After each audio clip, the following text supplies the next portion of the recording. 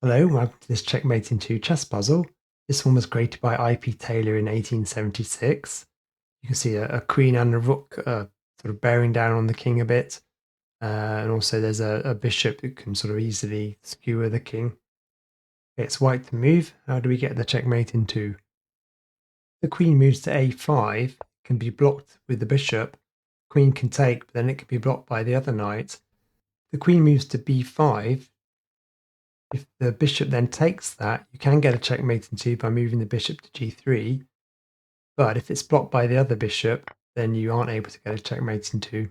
If the bishop takes the knight on e3, then the bishop can take the rook, the queen can take back. If black pushes the pawn, then you can get a checkmate in 3 with the knight. If the rook takes the bishop on c4, if black were to push the pawn, then you can get a checkmate in 2.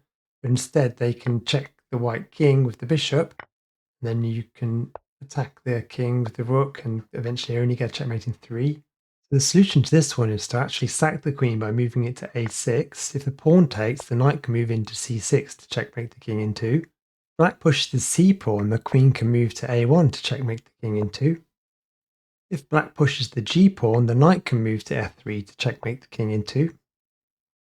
The king moves to d4, the queen can take the bishop on d6 to checkmate the king in 2. The bishop and knight are both pinned. Okay, that's the end of this video. Don't forget to like and subscribe, and I'll see you in the next one.